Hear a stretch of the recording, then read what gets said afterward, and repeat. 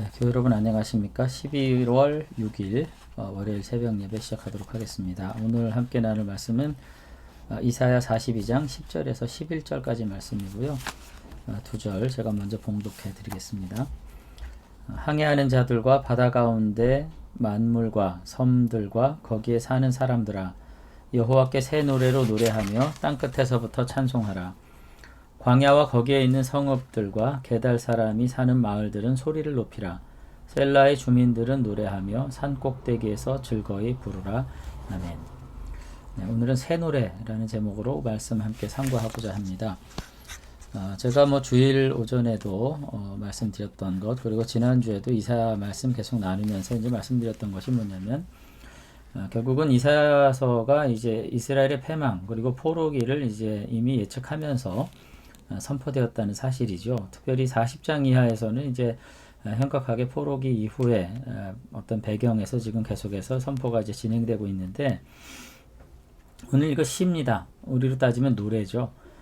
그런데 포로기를 살아가는 이스라엘이 이와 같은 노래를 만들어 불렀다는 것이 이제 상상이 되는 일인가 하는 걸 우리가 좀 생각해 보자는 거죠. 이제 상상이 안 되는 거죠. 고달픈 현실에서 노래가 안 나오잖아요. 그리고 여유가 없고 긴장이 흐르고 압박과 그 지배가 있고 또 불의와 핍박이 난무하는 가운데 우리가 이제 노래 부를 수 없음에도 불구하고 오늘 이스라엘 백성들이 이런 노래를 불렀다는 것입니다. 특별히 본문에서 보면은 항해하는 자들과 바다 가운데 만물과 섬들과 거기 사는 사람들, 그러니까 온 세상을 향해서 지금 외치는 거예요. 특히 항해하는 자들이라 이렇게 말했을 때는 정말로 자유한 거민들을 지금 연상케 하는 거죠. 근데 바벨론 제국이라고 하는 거대한 무력 앞에서 살아가는 이들에게 니네들 노래해라, 여호와께 노래해라. 또 여기 보면은 광야와 거기 있는 성읍들과 게달 사람들이 사는 마을 사람들 소리를 높여라, 이렇게 말하는 것은 사실상 굉장한 용기가 필요한 것입니다. 제국의 지배 아래서 신음하며 살면서 노래하라는 것, 외치라는 것, 그리고 예를 들어서 찬송하라는 것, 그리고 더군다나 여호와께 찬송하라는 것, 이런 것들은 어떻게 보면은 제국 이면에 그리고 이후에 일어날 수 있는 새로운 현실과 사실을 희망한다는 거거든요. 새로운 용기를 가진다는 거, 새로운 신앙을 고백한다는 거, 그리고 새로운 힘을 노래한다는 거, 그런 것을 내가 기다리면서 기뻐한다는 것은 제국에게는 사실은 반역적인 태도일 수 있습니다. 그러니까 우리가 성경의 그 기술의 배경을 우리가 살펴봤을 때 이와 같은 것들이 가지는 중요한 의미를 우리가 이제 생각하게 되는 거죠. 성경의 모든 저자들은 현실의 행복을 직접 누리면서 노래한 것이 아니라 현실에서는 도무지 상상할 수 없고 꿈꿀 수 없었던 보이지 않는 미래에 대한 소망을 가지고 노래한 것이고요. 이와 같은 노래와 선포를 위해서 사실상 현실에서 자신들을 압제하는 모든 권력과 힘들에 대해서 저항하는 거대한 어떤 저항의식, 어떤 하나님을 향한 소망, 이런 것들이 이제 있었다는 것입니다. 오늘 저는 우리 성도들이 우리의 삶을 살면서 어떠한 믿음을 가지고 있나, 오늘 본문을 우리가 보면서 생각했으면 좋겠어요. 오늘 우리는 너무나도 현실적이라서 현실에서 돌아가는 모든 이치 안에서만 상고하고 생각하잖아요. 현실에서 내가 가지고 있는 능력과 여건, 그리고 내게 주어진 환경 안에서만 생각하고 그 안에서 그 어떤 다른 희망, 그 어떤 다른 소망, 그 어떤 개입도 우리는 생각하지 못하고 살잖아요. 그래서 우리는 때로는 지혜로워 보이기도 하지만 너무나도 현세적인 나머지 너무 쉽게 좌절하고 너무 쉽게 스스로에 대해서 포기하는 이런 경향이 있지 않은가, 그런 생각을 하게 됩니다. 그러나 성경은 이러한 우리들의 입장에서 볼 때는 너무나도 무모해 보여요. 그래서 새 노래라고 오늘 제가 그렇게 이제 말씀을 드리는 건데, 성경은 세상을 있는 모습 그대로 묘사하지 않습니다. 있는 현실은 묘사하기조차 너무나도 고통스러운 것이지만은 하나님의 때가 이루어질 때 세상은 어떤 모습일지를 상상하면서 미리 저항하고 미리 흥분하고 미리 기뻐하는 거죠. 저는 그것이 신앙이라고 생각합니다. 오늘 내게 주어져 있는 현실이 여전히 내일도 지속될 것이라는 믿음은 믿음이 아니에요. 그것을 거부하는 것이 믿음입니다. 나의 삶에 지금 닥쳐있는 불행과 고통이 내일도 계속해서 연장될 것이라고 하는 것을 긍정하는 순간 우리는 이미 신앙의 패배자일 수 있다는 것입니다. 그런 점에서 교회는 늘 새로운 노래를 불러야 합니다. 용기를 가져야 합니다. 그리고 다시 한번 우리의 삶에 닥쳐올 수 있는 어떤 위기조차도 우리가 담대함으로 마주설 수 있는 그와 같은 노력, 그리고 그와 같은 위험을 우리가 마다하지 않는 능력이 정말로 복음의 능력이고 부활의 신앙이고 하나님을 믿는 사람들의 태도라고 저는 생각합니다.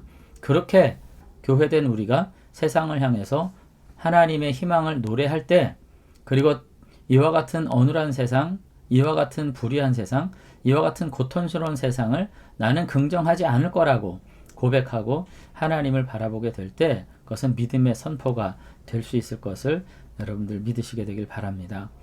오늘 우리의 삶이 사실 고대 이스라엘의 포로기와 다르지 않아요. 그들은 분명히 과거 성전을 중심으로 하나님을 섬기며 살아갔을 때와 오늘 바벨론 포로 속에서 살아가는 현실의 삶은 전혀 다르다는 것을 이미 알고 있었습니다. 바벨론의 정책 그리고 관습이 결국은 그와 같은 무력과 힘 그리고 억압을 통해서 이루어진 제국의 질서는 결코 영원할 수 없다는 것을 뼈저리게 알았어요. 왜? 하나님의 통치 아래 살아본 경험이 있었기 때문에. 그래서 이스라엘 백성들은 그 당시에 바벨론이라고 하는 제국이 아무리 위대한 제국이라 할지라도 이들은 영원할 수 없을 것을 피부로 느끼고 오히려 하나님의 영원한 통치를 그리워하고 사모했는지 모릅니다. 여러분들은 어떠세요?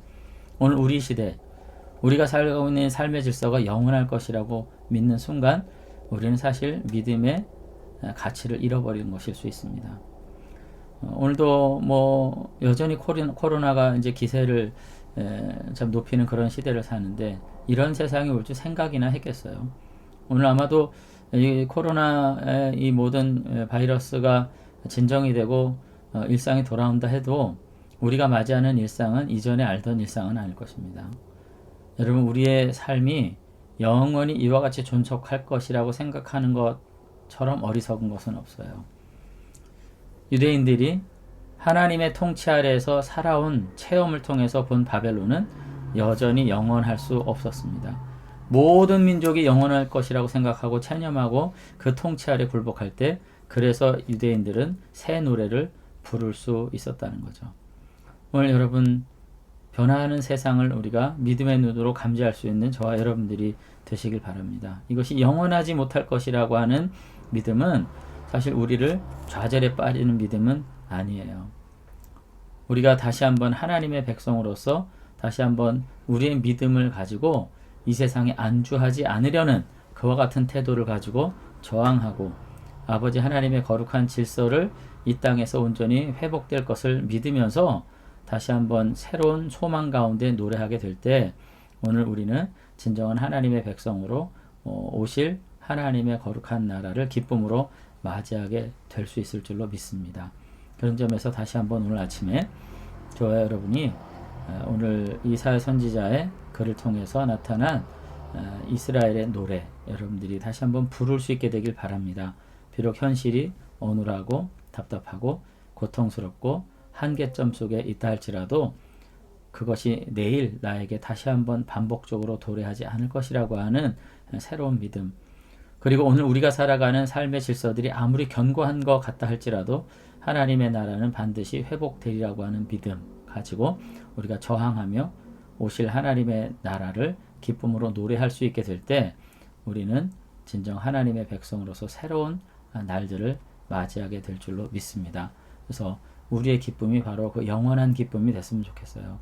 현실에서 그저 한때 웃고 우는 그와 같은 정말 수명을 다한 그와 같은 기쁨이 아니라 이제 돌아올 하나님의 나라를 다시 한번 바라보면서 우리의 삶을 영원히 통치하실 그 하나님을 즐거워하며 함께 노래하라고 찬양하라고 소리 지르라고 외치면서 다시 한번 새날을 살아가는 거룩한 백성으로 우리가 주님 앞에 나아갈 수 있게 되기를 바랍니다. 아무쪼록 오늘 하루 이와 같이 우리 안에 있는 현실과 타협하기를 거부한 채 주님 바라보고 소망 가운데 행하시는 저와 여러분들이 되시면 좋겠습니다.